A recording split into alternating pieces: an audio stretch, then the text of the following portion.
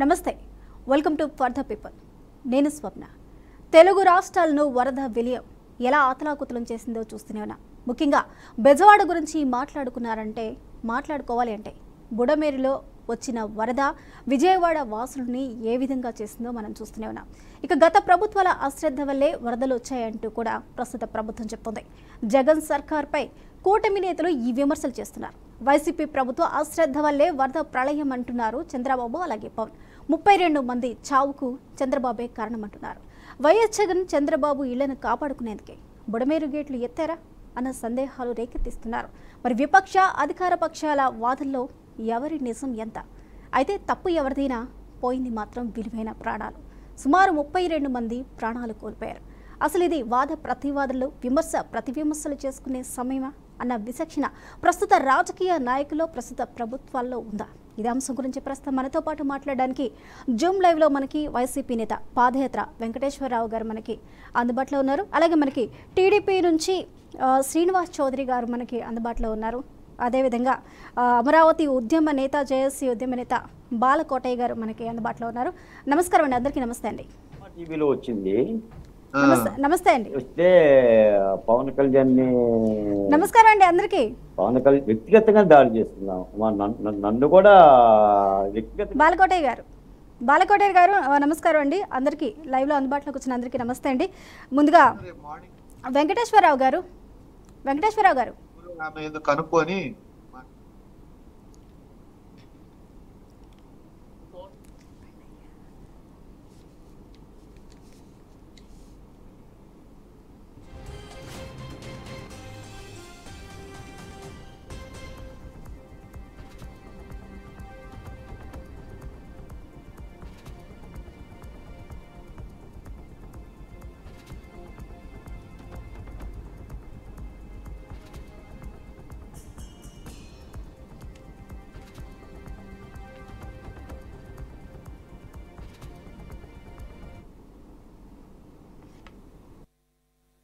అన్నట్టుగా ఇంట్లో నీళ్లున్నాయి కాబట్టి ఉండలేకుండా ఉండే పరిస్థితి ఉంది కదా అని చెప్పుకోలేక, అది చెబితే తనకు పబ్లిసిటీ రాదనే ఉద్దేశంతో కలెక్టర్ కార్యాలయం అంటాడు, కలెక్టర్ కార్యాలయంలో నేను ఉంటున్నానంటాడు, ప్రజల కోసమే తానేదో ఉంటున్నట్టుగా బిల్డప్ ఇవ్వడం నిజంగా ఎంత దుర్మార్గమేనంటే, పోనీ ఆ బిల్డప్ ఇచ్చే కార్యక్రమంలో అన్నా కానీ సిన్సియారిటీ అన్నా ఉందా అని అంటే అది సిన్సియారిటీ లేదు.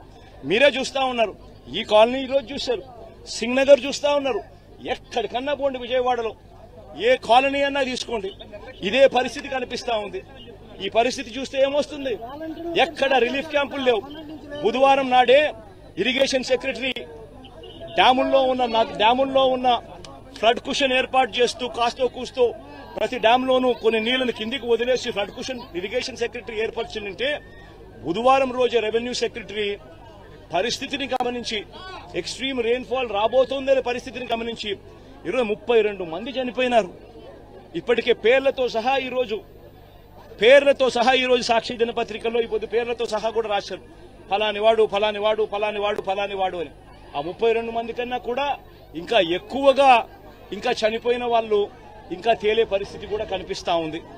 మరి 32 మంది చావుకు కారణం ఎవరు? మరి ఇంత దారుణంగా ఆర్గనైజేషన్ మేనేజ్మెంట్ అనేది నువ్వు లేకుండా ఈ మాదిరిగా నువ్వు మేనేజ్ చేయడము అనంటే, ఇంత దారుణంగా మేనేజ్ చేయడము అనంటే, నువ్వు ముఖ్యమంత్రిగా నువ్వు నీ పదవిలో ఉండడానికి నువ్వు అర్హుడువేనా అని చెప్పి ఒకసారి చంద్రబాబు నాయుడు తన గుండెల మీద తాను చేయి వేసుకుని ఆలోచన చేయాల్సిన అవసరం కూడా ఎంతైనా ఉంది. ఎందుకంటే ఒక ముఖ్యమంత్రి చేయాల్సిన కార్యక్రమాలు 2005లో పెద్ద వరద వచ్చింది. అప్పుడు మేమందరం కూడా ఆందోళన చేశాం. ఇక్కడ ఉండేవాళ్ళు కూడా పెద్ద ఎత్తున ఆందోళన చేశారు. దీన్ని చేస్తానని ఆ రోజు రాజశేఖర రెడ్డి చెప్పాడు, గాని మళ్ళా వదిలేసే పరిస్థితికి వచ్చాడు. ఫైనల్ గా నేను వచ్చిన తర్వాత కూడా ఒక దగ్గర 500 కోట్లు శాంక్షన్ చేశామనేది కొంత ఇన్ఫర్మేషన్ ఉంది.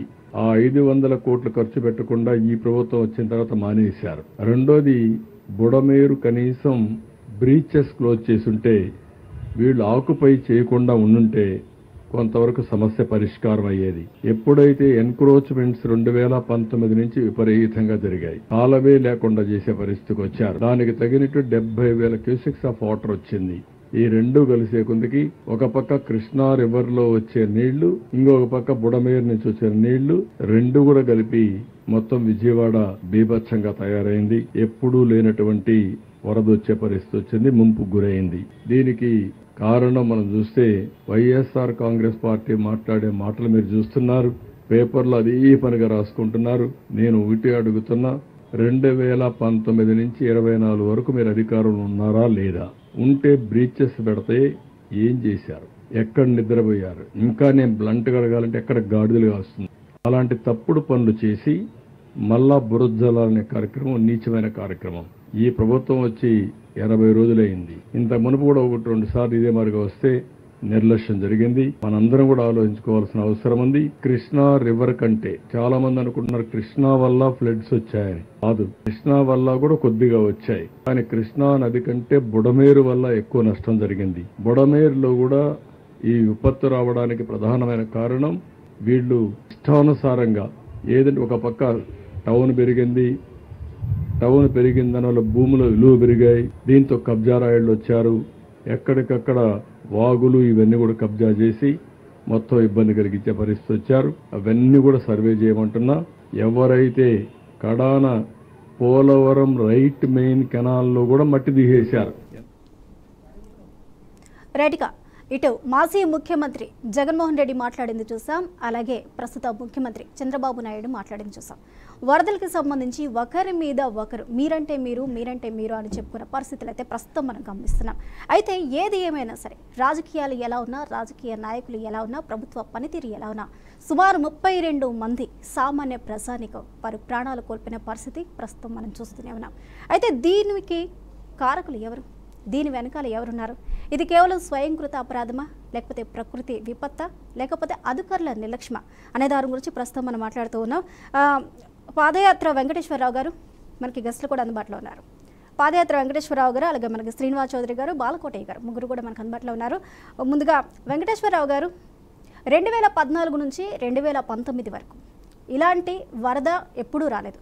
అంటే చూసుకున్నట్లయితే గత 57 సంవత్సరాల్లో ఈ మేర అంటే సుమారు 29 సెంటీమీటర్లు ఆగస్టు 31 నుంచి 3 రోజుల పాటు ఏకదాటిగా పడిన వర్షపాతం ఎప్పుడు కూడా నమోదవలేదు 57 సంవత్సరాల క్రితం నుంచి కూడా.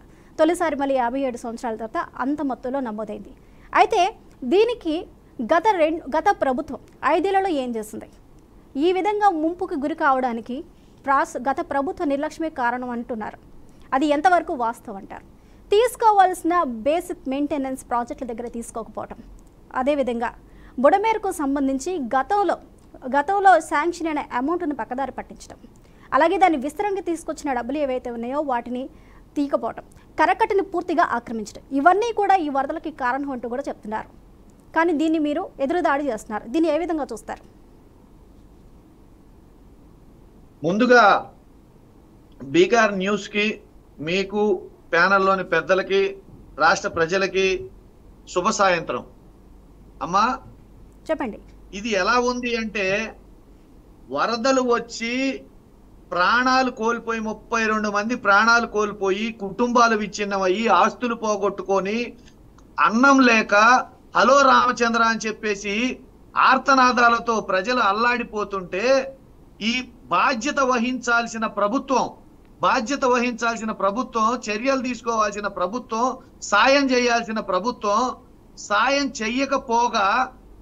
చెయ్యకపోగా ఒక పక్క గర్భిణీ స్త్రీలు, బాలింతరాళ్ళు, పేషెంట్లు, వృద్ధులు ప్రాణాలు అరిచేతిలో పెట్టుకొని నీళ్ళల్లో మునిగి మాకు సాయం చెయ్యండి అని అడుగుతుంటే, బోట్లు వేసుకొని వచ్చిన వాళ్ళు మాకు 1500 ఇస్తేనే ఎక్కించుకుంటాము, లేదంటే మేము ఎక్కించుకోము అని వాటర్ బాటిల్స్ అడిగితే మీకు ఇక్కడ కాదు, మా పార్టీ కాదని ఇట్లా రకరకాలుగా ఆడ ప్రవర్తిస్తున్నారంటే మానవత్వం ఉందా లేదా?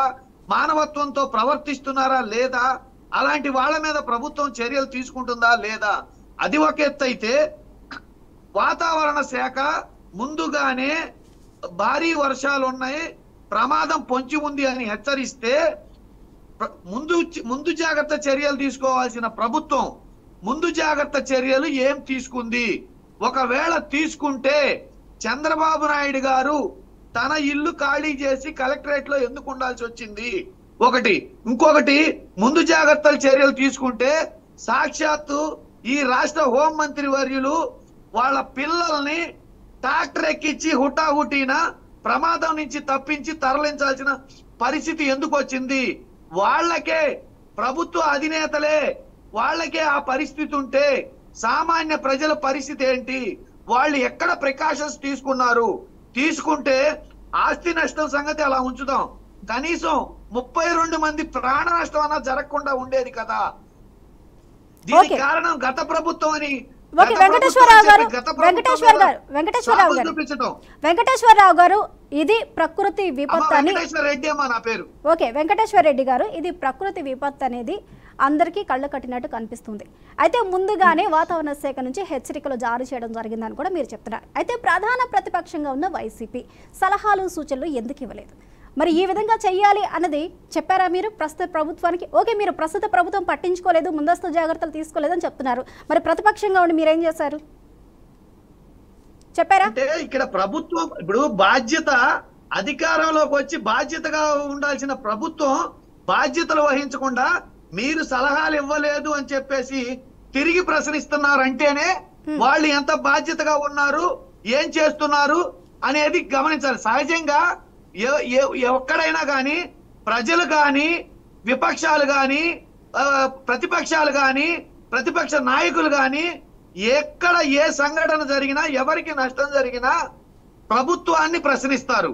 ప్రభుత్వ స్థానంలో ఉన్న పెద్దలు ప్రభుత్వము బాధ్యతగా సమాధానం చెప్పి సమస్యలు పరిష్కరించి వాటిని తీర్చిదిద్దాల్సిన ప్రభుత్వము సమాధానం చెప్పకపోగా గత ప్రభుత్వం మీద, విపక్షాల మీద, విపక్ష నాయకుల మీద వాళ్ళు తిరిగి ప్రశ్నిస్తున్నారంటేనే అసలు వాళ్ళకి ఎంత బాధ్యత ఉంది, ఏ విధంగా వాళ్ళు చర్యలు తీసుకుంటున్నారు దాన్ని బట్టి అర్థమవుతుంది. బాధ్యత గత ప్రభుత్వం గురించి అమ్మా తల్లి గత ప్రభుత్వం గురించి మాట్లాడారు కదా, ఒక్క నిమిషం, గత ప్రభుత్వం గురించి మాట్లాడారు కదా. గత ప్రభుత్వం కరకట్టకి లోపల ఉన్న కట్టడాల మీద చంద్రబాబు నాయుడు గారి ఇంటితో సహా తీసివేయాలి అని చెబితే చంద్రబాబు నాయుడు గారు ఎప్పుడే ఈ ఖాళీ చేసిన ఇంట్లో నుంచి కోర్టుకు వెళ్లారు. ఇది అక్రమ కట్టడం కాదు, సక్రమ కట్టడం అని కోర్టుకు వెళ్లారు. కోర్టులో ఉంది ఇప్పుడు అది. అట్లానే గత ప్రభుత్వం కరకట్టక లోపల ఉన్నాయన్ని కూల్చివేయాలని చెప్పేసి సిద్ధమైతే దాన్ని ఆ కూల్చివేతలకు వెళ్ళారు, కూల్చివేశారు అని చెప్పేసి పెద్ద ఎత్తున దుమ్మెత్తి పోసింది అప్పుడు ప్రతిపక్షం. ఇప్పుడు పాలకపక్షంలోకి వచ్చి గతంలో చర్యలు తీసుకోలేదని చెప్తున్నారు. ఖచ్చితంగా కృష్ణా నది పరివాహక ప్రాంతంలో ఆక్రమణలకు గురి అయ్యాయి కాబట్టే, ఆ ఆక్రమణలు తొలగించలేదు కాబట్టే, ఆ ఆక్రమణదారులందరూ కబ్జాలు చేశారు కాబట్టే ఈ రోజు ఈ ముంపు కారణమైంది. అట్లానే ముందస్తు చర్యలు ప్రభుత్వం తీసుకోకుండా ఉండడం వల్ల ఇది జరిగింది. అయితే విపత్తు మీరు అన్నట్టు ప్రకృతి వైపరీత్యాన్ని ఏ ప్రభుత్వాలు ఎవరు ఆపలేరు, అది కాదనట్లేదు. ప్రకృతి వైపరీత్యానికి ముందు వచ్చిన హెచ్చరికల్ని ఫాలో అయ్యి ముందస్తు చర్యలు, ఎక్కడమ్మా రీహాబిటేషన్ క్యాంపెయిన్స్ ఎక్కడన్నా ఉన్నాయమ్మా షెల్టర్స్? ఎక్కడన్నా భోజనాలు అందిస్తున్నారా? మీరు వీడియోలు చూస్తున్నారు కదా, మీరు ఆడ మీడియా అంతా ఉంది, మీడియాలో క్లిప్పింగ్స్ చూడండి. వెంకటేశ్వర రెడ్డి గారు, నిజంగా వీడియోస్ చూసాము, వీడియోస్ గురించి మనం ఖచ్చితంగా మాట్లాడాలి అనుకుంటే ప్రభుత్వం చేయగలిగిన దాంట్లో ఖచ్చితంగా మీరు భోజన ప్యాకెట్స్ అందించడం కానీ, లేకపోతే లేటెస్ట్ టెక్నాలజీ యూస్ చేసి డ్రోన్స్ ద్వారా వాళ్ళకి భోజనాలు అందించడం కానీ, లేకపోతే వారిని సురక్షిత ప్రాంతాలకి తరలించడం కానీ, సహాయక చర్యలు అనేవి శక్తికి మించి చేస్తున్న పరిస్థితులు మనకి కనిపిస్తున్నాయి. మనం విమర్శించాలి అన్న విషయాన్ని పక్కన పెడితే మీరు చూస్తుంటే మీకు కూడా అది అర్థమవుతుంది. కాకపోతే అది పూర్తి స్థాయిలో జరిగిందా లేకపోతే కొంతమేర జరగలేదా అన్నది మనం మాట్లాడుకోవాలి. కానీ అసలు ఏమాత్రం జరగలేదు అన్నది మనం చెప్పలేమండి. ఏమాత్రం జరగలేదు అనేది చెప్పడం కూడా తప్పే. వెంకటేశ్వర రెడ్డి గారు దీనికి సంబంధించి చెప్పండి.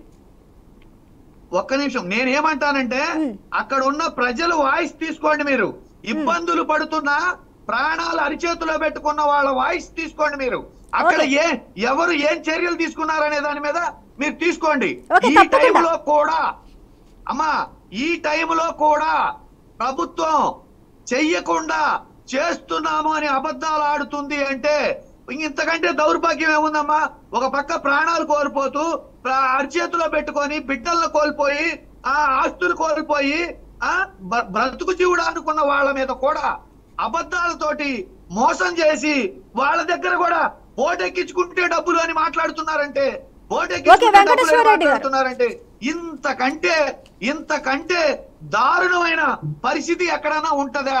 వెంకటేశ్వర రెడ్డి గారు ఒక్క నిమిషం అండి. వెంకటేశ్వర రెడ్డి గారు ప్రాణాలు ఎందుకు పోయినాయి? వెంకటేశ్వర రెడ్డి గారు ఒక్క నిమిషం హోల్లో ఉండండి. మీ వాయిస్ అయితే వినిపించారా? అయితే మీరు చేసిన ఆరోపణలు అలాగే వరద బాధితులకు అందుతున్న సహాయక కార్యక్రమాలపై టీడీపీ నేత ఏమంటారు ఒకసారి విందాం. శ్రీనివాస్ చౌదరి గారు, ఎలాంటి ఆరోపణలు వచ్చాయో చూస్తున్నారు. ప్రభుత్వంకి సంబంధించి కానీ, సహాయక చర్యలకు సంబంధించి కానీ, కోల్పోయిన ప్రాణాలకు సంబంధించిన కానీ, కేవలం ప్రాణాలు మాత్రమే కాదు, ఆస్తి నష్టపోయారు, పొలాలు నష్టపోయారు. అదేవిధంగా సామాన్య ప్రజలు చేతిలో ఏమీ లేకుండా సహాయం కోసం అర్థించే పరిస్థితిలో ప్రస్తుతం విజయవాడ నగర ప్రజలు ఉన్నారు అని చెప్పడంలో ఏమాత్రం అతిశక్తి లేదు. అయితే మరి ఇందులో సహాయక కార్యక్రమాలు ముమ్మరం చేయడంలో ప్రభుత్వం సక్సెడ్ అయిందా? అలాగే విమర్శలు చేసే విధంగానే అదే స్థాయిలో సహాయక చర్యలు కొనసాగుతున్నాయంటారా? స్వప్న గారు, మొదట మీకు మన బీఆర్కే టీవీ న్యూస్ ప్రేక్షకులకి, అలాగే అమరావతి పోరాట యోధుడు బాలకోటయ్య గారికి, అలాగే వైఎస్ఆర్సీ నేత పాదయాత్ర వెంకటేశ్వర గారికి నా నమస్కారాలు. గత 5-6 రోజులుగా తెలంగాణ, ఆంధ్రప్రదేశ్ రాష్ట్రాల్లో కురుస్తున్న వర్షాలు విపత్తు స్థాయికి మించి, అంటే జాతి విపత్తుగా గుర్తించమని మేము డిమాండ్ చేస్తాం. ఒకటేంటంటే హైదరాబాద్ లో 52 సెంటీమీటర్లు 20 జిల్లాలు అతలాకుతలం అయిపోయిన సంఘటన ఎగువలో మనం చూసాం. అదేవిధంగా ఆంధ్రప్రదేశ్ లో కూడా 35 సెంటీమీటర్ల పై చిలుకు మధ్యాంధ్ర కోస్తాంధ్రలో పడిన వాన వల్ల పూర్తి స్థాయిలో పైనుంచి ఇతర వాగుల నుంచి వచ్చే నీళ్ళని ఒక్కసారిగా కృష్ణానదిలో రావడం, వరద ఉధృతి పెరగడం, అలాగే బుడమేరు పైన ఉన్నటువంటి అడవి ప్రాంతంలో పడిన 2 సెంటీమీటర్ల వర్షానికి నిండిపోయే అవకాశం ఉంది. 5,000 క్యూసెక్ల కెపాసిటీ ఉన్నటువంటి బుడమేరు 11,000 క్యూసెక్లు అండి. 11,000 క్యూసెక్ల కెపాసిటీ ఉంది బుడమేరుకి. చెప్పండి. పెద్ద ఎత్తున రావడం వల్ల 38 సెంటీమీటర్లే ఉన్న వంక కుదించకపోవడం వల్ల గతంలో వేంపల్లి లాంటి ఎమ్మెల్యేలు కొంతమంది కలుసుకొని బుడమేరులో అక్రమాలు భారీ ఎత్తున నిర్మించడం వల్ల బుడమేరు చిన్నదైపోయింది. విశాఖపట్నంలో నుంచి లేదంటే ఇంకో ప్రాంతం నుంచి వచ్చే వరదలు వేరు, కృష్ణానదికి వచ్చే వరదలు వేరు. అలాగే కృష్ణానదికి దక్షిణంగా ఉత్తరంగా ఉన్నటువంటి చెరువులు నిండిపోయిన తర్వాత ఎక్కడికి వచ్చి అవుతాయి, ఆ నీళ్ళని అవుతున్న విషయం స్పష్టంగా ఇరిగేషన్ డిపార్ట్మెంట్ తెలుసు. అయితే గత ప్రభుత్వాలు ఉండి ఏమాత్రం ఇరిగేషన్ ప్రాజెక్టులో కనీసం తట్టమట్టి కూడా వేయకుండా, 7 గంటలు పడినా బుడమేరుకి కనీసం ఒక తట్టమట్టి వేయకుండా పూర్తిగా విస్మరించి ఆక్రమణకు గురైన బుడమేరుని ఈరోజు విజయవాడ దొక్కదానిగా మారిపోయింది. ఈ వరదల్లో బురద రాజకీయాలు నాకు అర్థం కావట్లేదు. జగన్మోహన్ గారు మాట్లాడుతున్నారంట, ఒక మాట అన్నాడు, నాకు అర్థం కాలేదు. బస్సు స్వప్న గారు మీకేమైనా తెలుసుంటే చెప్పండి. మ్యాన్ ప్లేడ్ ప్లేట్స్ అంటే మ్యాన్ ప్లేడ్ ప్లేట్స్ అంట. అంటే చంద్రబాబు నాయుడు గారు హెలికాప్టర్ వేసుకొని పోయి పైన మేఘాలు చిల్లు కొడితే అవి వచ్చి ఆ నీళ్లు పడితే ఇది మ్యాన్ ప్లేట్ అయ్యి వరద పొంగింది అనమాట. అలాగే కృష్ణానది వాటరు మాక్సిమం లంక ప్రాంతాలు ముంచలేదు, కృష్ణలంక ప్రాంతాలు రాలేదు, అది జనరల్ గా వెళ్ళిపోయి. అయితే ఎక్కడో బోట్లు కొన్ని కొట్టుకొచ్చి అవి గేట్ల దగ్గర తగలం, ఆ గేటుకు సంబంధించిన కొంత పరికరాలు ఇరిగిపోవడం చూసాం. నేను స్ట్రైట్ గా అడుగుతున్నా, మనం రాజకీయాలు చేద్దామా, ప్రజలు కష్టాల్లో ఉంటే ఆదుకుందామా? జగన్మోహన్ గారు వచ్చారండి, గత 5 ఏళ్లలో 3 కోట్ల రూపాయలు ఎగ్ పప్స్ తిన్నారు. 1 రూపాయి ఇచ్చారండి. ఆ 1 కోటి రూపాయలు ఇచ్చాడు. నాకు ఎందుకు నాకు అర్థం కావట్లేదు. 51 మంది 150 మంది కొన్ని లక్షల కోట్లు దోసుకున్నారు. తలా 1 కోటి రూపాయలు 150 మంది ఇచ్చి 150 కోట్లు ఇచ్చి వాళ్ళే అన్నదానం చేస్తున్నారు. ఈరోజు అక్షయ క్షేత్రం, NTR trust, Janasena, Telugu Desam party, BJP నాయకులు, స్వచ్ఛంద సేవా సంస్థలు, అమరావతి ఉద్యమకారులు అందరూ కలిసి పాలు, నీళ్లు, భోజనం ఇప్పటికి నాకు తెలిసి 10 లక్షల ప్యాకెట్ల పైచీలు పంచారు. ఇవి కళ్ళ కనబడుతున్నాయి. అయితే నిన్ననే ఒక కెమెరామ్యాన్ మీడియా వాళ్ళు అడిగారు, సార్ 8 అడుగులు లోతుంది, 15 డివిజన్లు మునిగిపోయినాయి, మేమే కాల్ తీసి బయట వెళ్ళిపోతున్నాము, మీరు ఎలా రాగలరు వీడికి అని ఆవిడ ప్రశ్నించింది. అటువంటి ఏరియాలో బాబు గారు జేసీబీలు ఎక్కి, బోట్లు ఎక్కి, ఎవరున్నారో పాపం బాధలు పట్టు ప్రాణహాని కనకూడదని 10 హెలికాప్టర్లు 40 స్పీడ్ బోట్లు తీసుకొచ్చారు. భారీ ఎత్తున గాలింపు చేసి భోజనాలకి, టిఫిన్లకి, టీలు, కాఫీలు, బిస్కెట్ ప్యాకెట్లు, వాటర్ ప్యాకెట్లు తన శాస్త్రం వరకు చేస్తుంది. సరే, అందరూ కష్టపడుతున్నారు. మరి జనసేన కార్యకర్తలు ఎక్కడ దక్కున్నారమ్మా, బీజేపీ నాయకులు ఎక్కడ దక్కున్నారమ్మా అని వీళ్ళు ప్రశ్నిస్తా ఉంటే మాకు నవ్వు వస్తుంది. జనాల మధ్యలో తిరుగుతా ఉంటే జగన్మోహన్ గారు మాత్రం నేలలో దిగేసి ఒక సెల్ఫీ తీసుకుని వెళ్ళిపోయాడు. అది ఎట్లా ఉందంటే గతంలో 80 ప్రజలు పడిపోతే ఏరియల్ సర్వే చేసాడమ్మా. 30 మంది చనిపోయారు, దాదాపు 900 పైచులకు ఆవులు గేదెలు చనిపోయింది. ఏరియల్లో ఆయన ఎవరు ఒక నందిగామ సురేష్ ఇంకొక ఆయన ఎవరు బయట కూర్చొని మిథున్ రెడ్డి కూర్చొని సెల్ఫీ తీసుకొని నేను 80 ప్రజలు పరిశీలించని వెళ్ళిపోయాడు. అదేవిధంగా గుంటూరు వరదలు వచ్చాయి గతంలో. అప్పుడు జగన్మోహన్ గారు ముఖ్యమంత్రి గారు ఎక్కడమ్మా స్టే చేసుకున్నారు, ఎవరు మా రైతుల నుంచి పైరు ఇచ్చారు, అది ఎలా తీసుకున్నారు మీరు చూశారు కదా. ఒక ముఖ్యమంత్రిగా తన శక్తికి మించి 74 ఏళ్ల వయసులో ఆయన ముసలోడు జబ్బులు నేతలు చేశాడు. మరి 40 ఏళ్ల ముసలోడు 42 ఏళ్ల ముసలోడు ఏమయ్యాడు జగన్మోహన్ రెడ్డి? ఎక్కడ పోయాడు? ఎలా తక్కున్నాడు? ఎందుకు సేవ చేయలేకపోతున్నాడు? నేను ఒకటే, మీరు రాజకీయ విమర్శలు ఉంటే రాజకీయంగా చేయండి. ప్రజలు కష్టాలు ఉండేటప్పుడు ప్రతిపక్షం ఆపక్షం అధికార పక్షం కాదు, అందరూ దిగి సమైక్యం కాపాడుకోవాలి, ప్రాణహాని రాకుండా కాపాడుకోవాలి, వాళ్ళకి భోజనం నీళ్లు తాగునీరు ఇవ్వాలి. వీలైతే మీ శక్తికి మించి కాకపోయినా మీ శక్తి మేరకు సాయం చేయాలి. ఇక్కడ ఎవరో కొంతమంది బయట ప్రాంతాల నుంచి కూడా వచ్చి ఖమ్మం నుంచి తెలంగాణ నుంచి తీసుకొచ్చి ఆహారదానం చేస్తా ఉంటే ఇక్కడే ఉండి ఈ రాష్ట్రాన్ని దోచుకు తిని పంచుకు తిన్న కొన్ని రాజకీయ పార్టీ కన్ను మెన్ను కనపడట్లా బయటకు వచ్చి బూతులు మాడుతున్నారు. ఇది చంద్రబాబు నాయుడు క్షమాపణ చెప్పాలంట. బుడమేరు మునిగిపోవడానికి కారణం, ఈ వరద రావడానికి కారణం, ఈ 32 మంది చావుకోవడానికి కారణం కేవలం జగన్మోహన్ రెడ్డి గారే. ఇరిగేషన్ ప్రాజెక్టులు పూర్తిగా సర్వనాశనం చేసి గ్రీసు కూడా పోయకుండా అన్నవరం ప్రాజెక్టు 30 మంది చంపేశాడు. ఇప్పుడు బుడమేరు వల్ల ఈ విజయనగరం మునిగిపోయింది. అదేవిధంగా చాలా కరకట్లతో తొలగిపోయాయి. భారీ ఎత్తున ఇరిగేషన్ ప్రాజెక్టులు నాశనం చేయడానికి కారణం ఒక జగన్మోహన్ గారే. ఈ విషయం తెలుసుకొని ఈ విషయం మాట్లాడి వదిలేసి మేము రాజకీయాల నుంచి పక్కన పెట్టాం. ఇప్పుడు సఖ్యంగా కావాల్సిన నిజానికి సహాయం, ఆకలిగా ఉన్నట్టు అన్నం పెట్టాలి. ఈరోజు పూర్తి స్థాయిలో సింగనగర్ కొన్ని ప్రాంతాల్లో భారీగా 8 అడుగులు పైచి నీళ్లు నిలిచిపోతే కనీసం సహాయ సహకారాల్లో పాల్గొనకపోయినా ఇదిగో మా విరాళం లేదా మా భోజనం పొట్టలో మా నీళ్ళ ప్యాకెట్ మా ఎవరో ఎక్కడో దూర ఏ సహాయం చేయకుండా నాకు అర్థం కాలేదు. శ్రీనివాస్ చౌదరి గారు, ఇక్కడ సహాయం ఎవరు చేయాలి ఏంటి అన్నది కూడా వాళ్ళు చెప్తున్నారు. అయితే సహాయం ఇలాంటి విపత్కర పరిస్థితుల్లో ఒక అధికార పార్టీలో ఉంటే మాత్రమే అక్కడ చిక్కుకున్న ప్రజలకు సహాయం చేయాలని ఏమీ లేదు. ఇన్ని రోజులు ప్రతిపక్షంలో ఉండే 5 సంవత్సరాలు ప్రజలు ఇచ్చిన అధికారాన్ని అనుభవించిన వారు కూడా ప్రజల్లోకి రావాలి, వారికి తోచిన సహాయం చేయాలి. కనీసం భారీ ఎత్తున చేయకపోయినా వారి పరిధిలో వారి నియోజకవర్గాల్లో అయినా వీరు తిరుగుతున్న పరిస్థితి కనిపిస్తుందా? ఇక బుడమేరు ఒక పంట కాలువ, కేవలం 11,000 క్యూసెక్కులతో పంట కాలువగా ముందుకు వెళ్ళే ఒక బుడమేరు ఇంత పెద్ద వరదకి ఎందుకు కారణమైంది అనేవి ఇప్పుడు ప్రశ్నార్థకంగా మారాయి. అయితే గతంలో బుడమేరు నుంచి వచ్చే వరద నీరు ఏదైతే ఉందో అది కృష్ణానదిలో కలవాలి అంటే ప్రకాశం బ్యారేజ్కి 12 అడుగుల ఎత్తులో మాత్రమే నీటి మట్టం ఉండాలి. ఒకవేళ అంతకు మించి ప్రకాశం బ్యారేజ్లో నీటి మట్టం ఉంటే అది రివర్స్లో వెనక్కి వెళ్ళే ప్రమాదం ఉంటుంది. దానికి అనుకూలంగా ఇలాంటి విపత్తు రాకుండా గతంలో 2005లో బుడమేరు డైవర్షన్ వర్క్స్ కింద అప్పటి ప్రభుత్వం 500 కోట్ల రూపాయలని కేటాయించడం జరిగింది. అదేవిధంగా 2008లో ఒక కరకట్ట, ఆ కరకట్ట పూర్తిగా ఉండేది, అక్కడ కరకట్ట ఇప్పుడు ఉండేది అని చెప్పుకోవాల్సిన పరిస్థితి ఉంది. ఆ కరకట్ట కూడా పూర్తి స్థాయిలో ధ్వంసమైంది. దాని చుట్టుపక్కల కట్టడాలు వచ్చాయి. టోటల్గా ఆ చుట్టుపక్కల భూమి అంతా ఆక్రమణకి గురైంది. వచ్చిన వరద ఎటువైపు వెళ్లాలో తెలియక విజయవాడ ప్రాంతానంతా ముంచేసిన పరిస్థితి అయితే మనం చూస్తున్నాం. అయితే బాలకోటయ్య గారు, కరకట్ట ఏమైంది? 2008కి కరకట్ట కనిపించకుండా పోవడానికి గల కారణాలేంటి?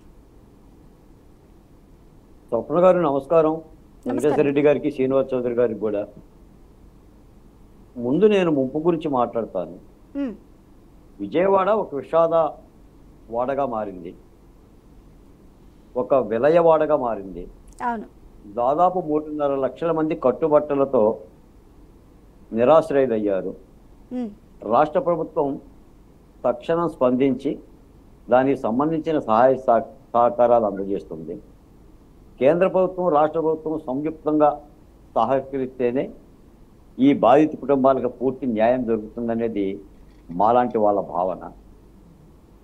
ఈ రోజున అంటే నేను శ్రీనివాస్ చౌదరి గారు ఉన్నా కూడా తెలుగుదేశం పార్టీ ప్రతినిధిగా 74 సంవత్సరాల రాష్ట్ర ముఖ్యమంత్రి చంద్రబాబు నాయుడు గారు మోకాల లోతు నేలలో నడుస్తూ జేపీజీల మీద ప్రయాణం చేస్తూ ధైర్యంగా ప్రజల దగ్గరికి వెళ్ళి వాళ్ళు అడిగే అన్ని ప్రశ్నలకు సమాధానాలు చెప్తూ విజయవాడ హోటల్స్ని, అక్షయ పాత్రని అన్ని శ్రేణులను కూడా అరెస్ట్ చేసి సహాయక చర్యలో ముమ్మనంగా పాల్గొంటున్న మాట యథార్థం.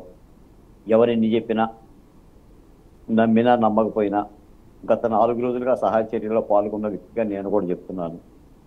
మా అమరావతి బహుజన్ జేఏసీగా మేము తిరుగుతున్నాం, రాజధాని రైతులు కూడా తిరుగుతున్నారు, ఎంతో మంది సినిమా నటులు కానీ లేదా సౌహార్ద ప్రతినిధులు అందరూ కూడా చేతనైన మేరకు కానీ బాలకోటి గారు సాయం బాలకోటి గారు ఇక్కడ ఒక చేస్తున్నారు. చిన్న ఎవరు కూడా విషయాన్ని ఈ రాయి బాలకోటి గారు ఇక్కడ ఒక చిన్న విధమైన విషయాన్ని మనం కార్యక్రమం మాట్లాడుకోవాలి. మీకు మాట బాలకోటి గారు చెప్తాను మేడం. అమరావతి జేఏసీ నేతగా మీరున్నారు. అయితే ఇప్పుడు వైసీపీ ఆరోపిస్తున్నట్లు, ఆ రాజకీయ పార్టీ నేతలు ఆరోపిస్తున్నట్లు, వాళ్ళు చూపిస్తున్న సోషల్ మీడియా విజువలైజేషన్ ఏదైతే ఉందో, ఆ ట్రోల్స్ ఏవైతే ఉన్నాయో, నిజంగానే ఒక అమరావతి దళిత జేఏసీ నేతగా ఆ వేరే అమరావతి అక్కడ నిజంగానే మునిగిపోయిందా? మేడం ఉమ్, నేను మళ్ళీ చెప్తున్నా, మీకు మాట చెప్తున్నాను. చెప్పండి. ఇల్లుగాలి ఒకటి ఏడుస్తుంటే తొట్టగా నిప్పు అడిగిందంటే పోడు. ఉమ్, ఇప్పుడు రాష్ట్రానికి కావాల్సింది, పెదవాళ్ళకి కావాల్సింది సాయం చేసే చేతులు, ఉమ్, రాజకీయ బురద విమర్శలు కాదు. నిజానికి చెప్పాలంటే కృష్ణానది వల్ల విజయవాడకు ముప్పు రాలేదు. కృష్ణానది మూలాన ముప్పే రాలేదు. కృష్ణానది మూలాన కృష్ణానది ఏటొడ్డునున్న గ్రామాలకి కనెక్టివిటీ తగ్గింది, పంట పొలాలకు నీరు వచ్చింది, పంట పొలాలు నాశనమైంది. అవును కేవలం బుడమేరు ముప్పు కారణంగానే బెజవాడకి ఈ ఉపద్రవం వచ్చింది. అవును ఈ బుడమేరు కూడా నది కాదు, జగన్మోహన్ రెడ్డి గారు అన్నట్టుగా నది కాదు, ఉమ్, దానికి ఎలాంటి గేట్లు లేవు, మీరన్నట్టుగా కరకట్ట కూడా లేదు. బుడమేరుకి ఎలాంటి కరకట్ట లేదు. ఎందుకంటే కృష్ణానదికి నదులకు కరకట్టలు ఉంటాయి తప్ప వాగులకి కరకట్టలు ఉండవు. కాకపోతే ఏంటంటే దాని డైవర్షన్ ఛానల్ ఉంటుంది, ఉమ్, దాని ఆధునీకరణ పనులు చేసుకోవాలి, ఏటా ఆ కూటుకాడలు తీయాలి, ప్రవాహాన్ని ఎక్కడ కూడా ఆపుకోకుండా చేసుకోవాలి. గత 5 ఏళ్ళు వైసీపీ పార్టీ కూడా దాని మీద దృష్టి పెట్టిన దాఖలాలు అయితే పెద్దగా లేదు. కరకట్ట దాని మీద, మూలాన కృష్ణానది ఇది కరకట్ట మీద, కేవలం- బాలకోటి గారు కృష్ణానది కరకట్ట మీద అక్రమ నిర్మాణాలు ఉన్నాయంటూ కూడా గతంలో వైసీపీ నోటీసులు ఇవ్వడం జరిగింది. అందులో చంద్రబాబు నాయుడు ఇంటికి కూడా నోటీసులు ఇవ్వడం జరిగింది కదా. కృష్ణానది కరకట్టకే కదా మేడం, నోటీసులు ఇచ్చింది. కృష్ణానది సబ్జెక్ట్ వేరు, ఉమ్. బుడమేరు సబ్జెక్ట్ వేరు. కానీ ఇక్కడ కృష్ణానది కృష్ణానది- ఆక్రమణలు కూడా దీనికి కారణం అంటున్నారు బాలకోటి గారు. కృష్ణానది చుట్టుపక్కల ఉన్న నేను ప్రాంతాల ఆక్రమణ కూడా. చెప్పేది ఏంటంటే రాజకీయ విమర్శల కోసం మాట్లాడచ్చు కానీ కృష్ణానదికి యువతల ఒడ్డున బుడమేరు ఉంటుంది, కృష్ణానదికి అవతల ఒడ్డున చంద్రబాబు నాయుడు గారి ఇల్లు ఉంటుంది. ఉమ్, కృష్ణానదికి 11,37,000 క్యూసెక్కులు వచ్చినా కూడా 70 గేట్లు ఎత్తేసి మేము పంపించగలిగాం. ఉమ్, అవును ఇంకొక 10,000 క్యూసెక్కులు వచ్చినా వచ్చిన నష్టం లేదు. కానీ బుడమేరు వాగు కెపాసిటీనే 11,000 క్యూసెక్కులు, అవును అది పెద్ద ఎత్తున పెరిగిపోయింది. దాంతో పాటు కూడా మీరు ఒక మాట వినండి, బుడమేరు పెదవాగు ఇది ప్రమాదకారి. ఇది ఖమ్మం నుండి మైలవరం కొండల నుంచి ప్రవహిస్తుంది. దీనిలో పులివాగు, భీముల వాగు, లోయవాగు ఇలాంటివన్నీ కూడా కలుస్తాయి, చాలా వాగులు. సింగనగరు, గోడవల్లి, గన్నవరం, బాపులపాడు, గుడివాడ, నందివాడ మీదగా కొల్లేరు పోతుంది.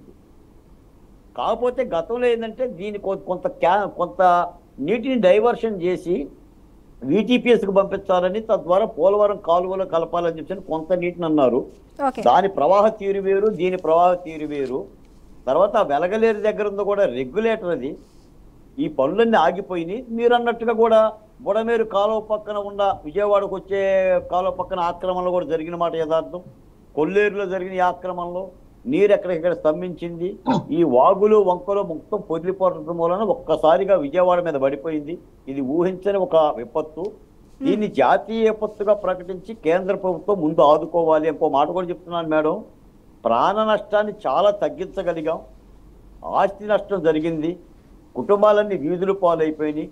ఒక్కొక్క ఇంటిలో ఫ్యాన్ ఎత్తు లోతులో నీళ్లు వచ్చినాయి. ఆహాకారాలు చేసిన మాట యథార్థం.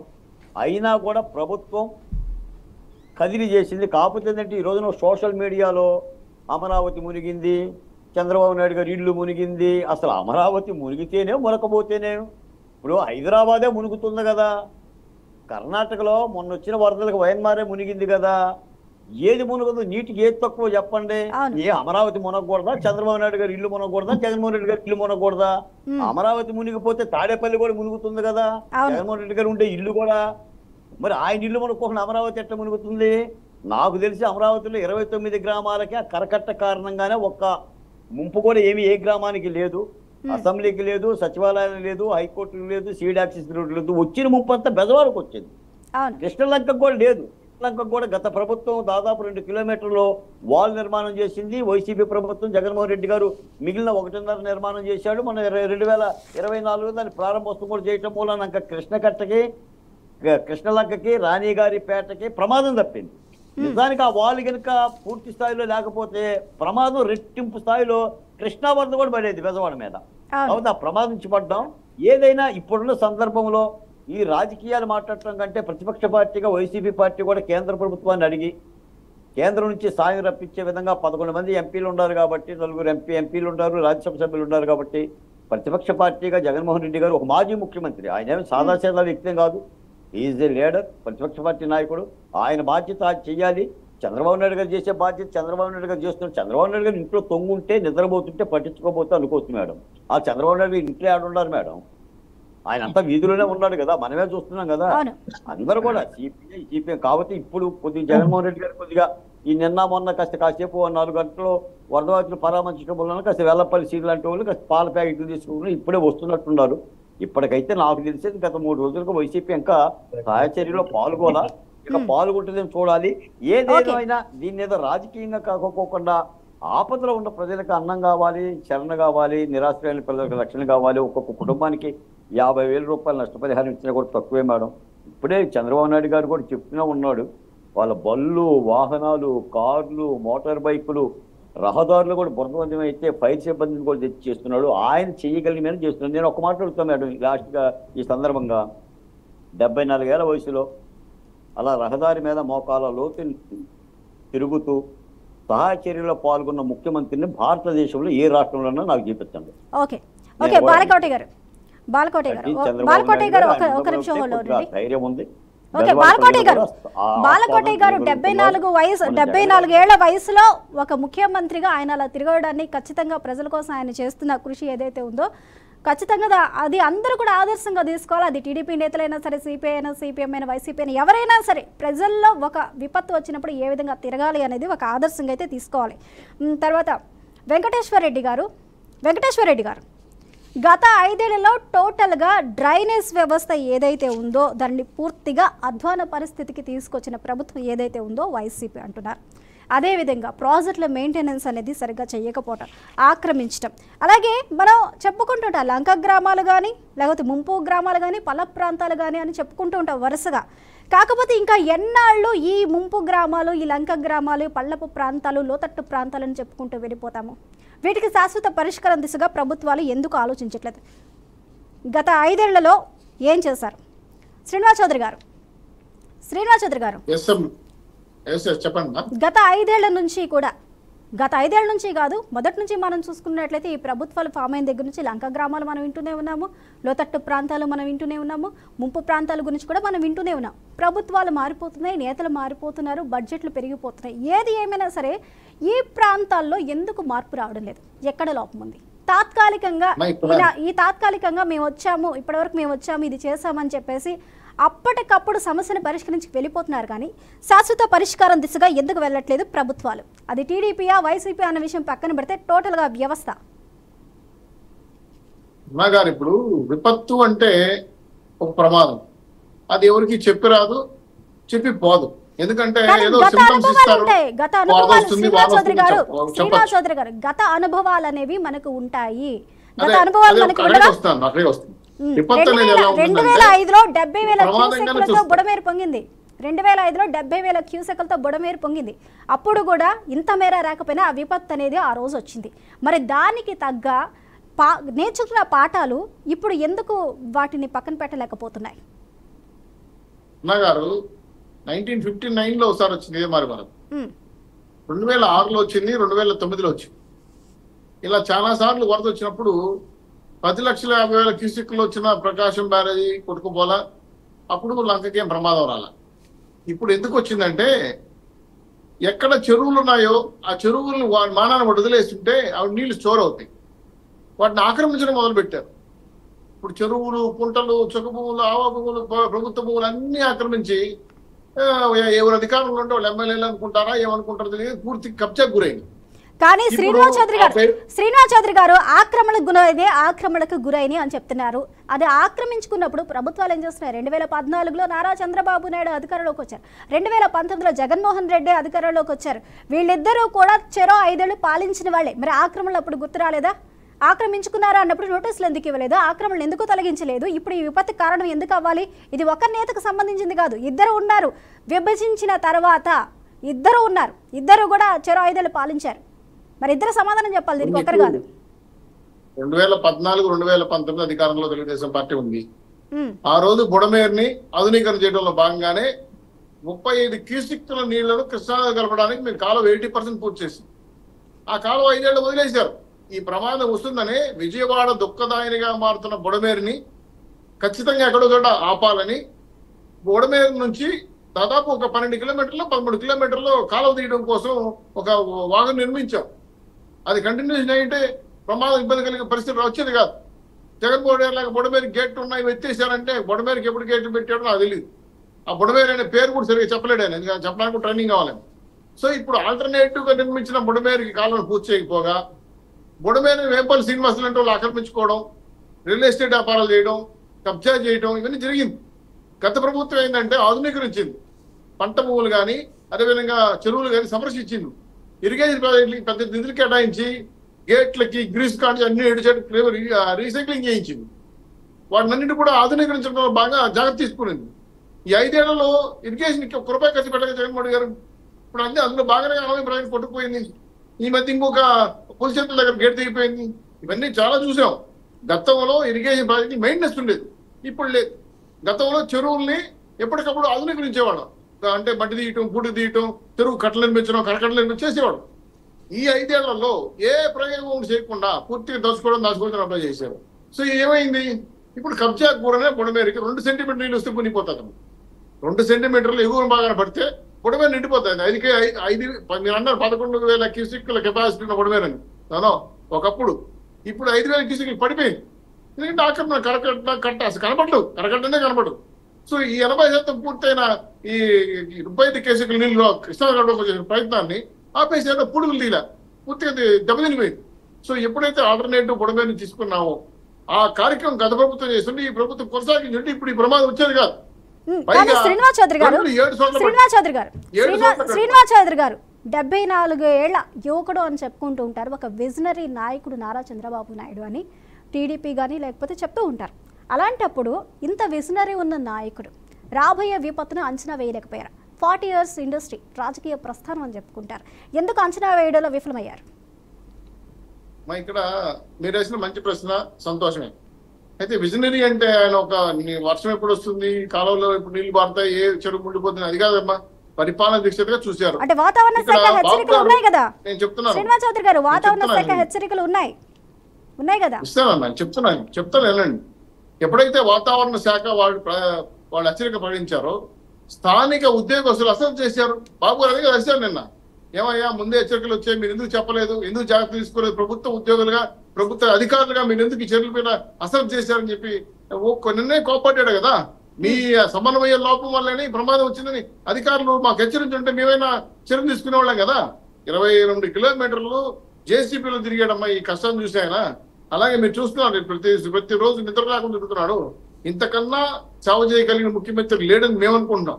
వస్తే సంతోషమే, కానీ మీరు చెప్పిన ప్రకారం విజనరీ ముఖ్యమంత్రి అంటే వర్షం వచ్చేది అది ఏ స్థాయిలో వస్తుంది, అదే తుఫాన్ ఏ విధంగా వస్తుంది, ఫ్లడ్లు ఏ విధంగా వస్తాయని ఇవన్నీ చెప్పలేము. ప్రమాదం కూడా అంచనా వేయలేం. వస్తుందని నిర్ధారించవచ్చు, ఎందుకంటే వాతావరణ శాఖ వాళ్ళు వర్షం వస్తుంది తుఫాన్ చెప్తారు. అయితే దీని అధికారులు సమన్వయం చేయాలి. సరే మరి పలానా వర్షం తుఫాన్ హెచ్చరికలు ఉన్నాయి, ఎవరు మా మత్స్యకార్మికులు సముద్రంకి వెళ్ళకూడదు, అలా విధంగా కరకట ప్రాంతంలో పక్కన తరలించని చెప్పొచ్చు. అది లేకపోవడం వల్ల ఈ ప్రమాదం ముంచుకొచ్చింది. అయితే పూర్తి స్థాయిలో 5 ఏళ్ళు 7 గంటలు పడిన బుడమేరుకి కనీసం మట్టి తట్టబడి కూడా లేదు కదా. సో ఆల్రెడీ వచ్చి ఒకసారి పడిపోవడంతో ఎటు పడితే నీళ్ళు పోవడం వల్ల ఎప్పుడైతే దిగువ ప్రాంతాలు మీరు అన్నట్టు కరకట్ట ఆనుకునే ప్రాంతాలు లోతట్టు ప్రాంతాలు మునిగిపోతారు. సో మనం ఎప్పుడు చెరువులుగా వదిలేయాలి. ఇప్పుడు చూడండి, విజయవాడ చుట్టుపక్కల చెరువులు ఎన్ని ఉండేటివి, ఇప్పుడు ఎన్ని ఉన్నాయి, ఎన్ని అక్రమాలు జరిగినాయి. గతంలో నాకు తెలిసి కొన్ని చెరువులు కాలేజీలు అయిపోయినాయి, ఇంకొన్ని చెరువు గ్రౌండ్లు అయిపోయినాయి. అవును, ఇవన్నీ కూడా ఈ విపత్తుకి కారణం ఆక్రమణలే అంటూ కూడా ఒక పక్క చంద్రబాబు నాయుడు, ఒక పక్క పవన్ కళ్యాణ్ చెప్తూనే ఉన్నారు ఆక్రమణల వల్లే ఈ ఇంత పెద్ద విపత్తు వచ్చిందని. కానీ బాలకోటే గారు పరిస్థితులు వచ్చినప్పుడు, ఇలా విర్యాలు వచ్చినప్పుడు మాత్రమే ప్రభుత్వాల అప్రమత్తమే అప్పటికప్పుడు సహాయక చర్యలు చేసి సద్దుమణిగిన తర్వాత కొంతమేర బడ్జెట్ కేటాయించి పాడైపోయిన రోడ్లు లేకపోతే తెగిపోయిన పోల్స్ కరెక్ట్ చేసుకుంటూ వెళ్ళిపోవడమేనా, లేకపోతే శాశ్వత పరిష్కారం అవసరమా కాదా? ఎందుకు ఆ దిశగా వెళ్ళట్లేదు? స్వాతంత్రం వచ్చిన ఇన్ని రోజులకి కూడా ఇంకా ఇలాంటి పరిస్థితుల్లో ఉన్నారంటే కారణం ఎవరు? స్వప్న గారు, ఏనినైతే అంచనా వేయలేమో దాన్నే ప్రమాదం అంటారు. ఏనినైతే మనం అంచనా వేయలేమో పసిగట్టలేమో దాన్నే ప్రమాదం అంటాము, జాతీయ విపత్తు అంటాం. ఈ రోజున కానీ ఒక్కసారి వచ్చిన తర్వాత కానీ బాలకోటే గారు ఇది మొదటిసారి వస్తే బాలకోటే గారు ఇది మొదటిసారి వస్తే ఖచ్చితంగా ఇది విపత్తుగా అంచనా వేయలేమో అనుకోవచ్చు. కానీ ఇవి బుడమేరు పొంగటం అనేది మొదటిసారి కాదు. చెప్పండి స్వప్న గారు, నివారణ చర్యలు తీసుకుంటాం, జాగ్రత్తలు తీసుకుంటాం తప్ప ప్రకృతి విలయతాండాన్ని అడ్డుకునే పరిస్థితి లేదు. గత 5 ఏళ్లున్న వైసీపీ పార్టీ ఇదే బుడమేరుకు సంబంధించిన ఆధునీకరణ పనులు చేసి ఉన్నట్టయితే మరి బాగానే ఉండేది. అది చెయ్యాల. 5 ఏళ్ల పాటు ఇసుకను దోలుకున్న ప్రభుత్వానికి 2018లోనే 416 కోట్ల రూపాయలు అప్పటి ప్రభుత్వం శాంక్షన్ చేసింది బుడమేరు ఆధునీకరణ పనుల కోసం. జలవనరుల శాఖ మంత్రి దేవినేని ఉమామహేశ్వర గారి ఆధ్వర్యంలో 124 కోట్ల రూపాయలు ఖర్చు పెట్టి ఈ నీటిని పోలవరం కుడికాలువగా కలిపి డైవర్షన్తో కృష్ణానదికి అనుసంధానం చేద్దామనే ప్రయత్నాలు జరిగితే ఆ పనులేమి చేయలేదు. తర్వాత మీరు అన్నట్టుగా ఎక్కడ పడితే అక్కడ ఆక్రమణ జరిగిన మాట యథార్థం. ఈ రోజున హైదరాబాద్ పరిస్థితి ఏంటి? రేవంత్ రెడ్డి గారు హైడ్రా ఎందుకు పెట్టారు? ఇవన్నీ తప్పిదాలే. ఒక ప్రభుత్వమా, ఈ ప్రభుత్వమా, ఆ ప్రభుత్వాన్ని బొట్టు పెట్టి కాటుకు పెట్టి మనం నిందేయలేం, కానీ చేసిన తప్పిదాలే ఎమ్మెల్యేలు మంత్రులు. కాబట్టి ఈ ప్రమాదం జరిగింది. కాబట్టి దీన్ని ఏం చేయాలంటే నష్టపోయిన వాళ్ళని ఆదుకోవాలి. ఇకనైనా సరే ఈ బుడమేరు యొక్క ముంపు రాకోకుండా శాశ్వత చర్యలు తీసుకునే విధంగా మాత్రం చంద్రబాబు నాయుడు గారు ఆ దిశగా కృషి చేస్తాడు. ఎందుకంటే నాకు తెలిసి చంద్రబాబు నాయుడు గారు, నేను ఆయన చదివినోడిని, ఆయనతో పరిచయం ఉన్న వ్యక్తిని, పదే ఆయన 1-4 సార్లు కలిసిన వ్యక్తిని. ఇలాంటి ముంపు వచ్చినప్పుడు ఆయన శాశ్వత దృష్టితోనే ఆలోచిస్తారు. తప్పనిసరిగా బుడమేరు ఆధునిక పనులు ఆగవు. లక్షల కోట్ల రూపాయల ప్రాజెక్టులు ఖర్చు పెడుతున్నారు, సాగునీటి ప్రాజెక్టులు అంటారు, లక్షలు అని అంటారు. కానీ కనీసం ఒక పెద్ద వాగుని, ప్రమాదకరమైన వాగుని, దాని పేరే ఆ పెద్దవాడ దుఃఖదాయి. దాని ఆ బుడమేరు పేరే పెద్దవాడ దుఃఖదాయిని అంటారంటే దాని మూలాన్ని పెద్దవాడికి ఎప్పుడు దుఃఖం ఉంటుందని అర్థం. అది ఒక వాగు. దాని నీటి పారుదలను కొల్లేరు వాడకు సాగనపోవటం మూలాన ఈ విపత్తు జరిగింది. ఏదైనా దీన్ని ప్రమాదంగానే చూడాలి. రాజకీయాలు ఎన్ని అయినా మాట్లాడుకోవచ్చు మేడం. జగన్మోహన్ రెడ్డి గారు అంటాడు బుడమేరు నది అంటున్నాడు. స్వప్న గారు, ఇప్పుడు వెలగలే రెగ్యులేటర్ దగ్గర బాలకోటి గారు తప్పకుండా ఈ అంశం గురించి మరొకసారి మనం కులంకసంగా చర్చిద్దాము. రైట్, థ్యాంక్ యూ అండి, థ్యాంక్ యూ సో మచ్. ఈ డిబేట్ లో పాల్గొన్న బాలకోటే గారికి, అలాగే వెంకటేశ్వర రెడ్డి గారికి, శ్రీనివాస్ చౌదరి గారికి థ్యాంక్ యూ అండి. రైట్, చూస్తూనే ఉన్నాం కదా, విజయవాడ విలువెల్లాడిపోతుంది. సహాయక చర్యల కోసం బాధితులు ఎదురు చూపులైతే ఇంకా చూస్తూనే ఉన్నారు. ఇంకా ఈ పరిస్థితి సద్దుమణగడానికి సమయం పట్టే అవకాశం ఉంది. మరొక విషయం ఏంటంటే రాగల 2 రోజుల్లో భారీ వర్షాలు పడే అవకాశం ఉంది అంటూ కూడా వాతావరణ శాఖ ఇప్పటికే హెచ్చరికలు జారీ చేయడం జరిగింది. అలాగే తెలంగాణలో ఆరెంజ్ అలర్ట్ కూడా ఇవ్వడం జరిగింది. అదేవిధంగా ఏపీలో మరొకసారి భారీ వర్షాలు కురిస్తే విపత్తు ఇంకా పెరిగే అవకాశాలు ఉంటాయి. కాబట్టి ప్రజలు అప్రమత్తంగా ఉండాలి. అదే సమయంలో రాజకీయ నాయకులు విమర్శలకు తావివ్వకుండా సహాయ కార్యక్రమాలు ఏ విధంగా చేయాలి, కేంద్రం నుంచి సహాయక చర్యలు ఏ విధంగా రాబట్టుకోవాలనేవి అధికార ప్రతిపక్షాలు కూర్చొని సమన్వయంగా ప్రజలకు మంచి చేయాలనే ఉద్దేశంతో ఆలోచించాలి. ఇది వాల్టీ for the people. Keep watching BRK news.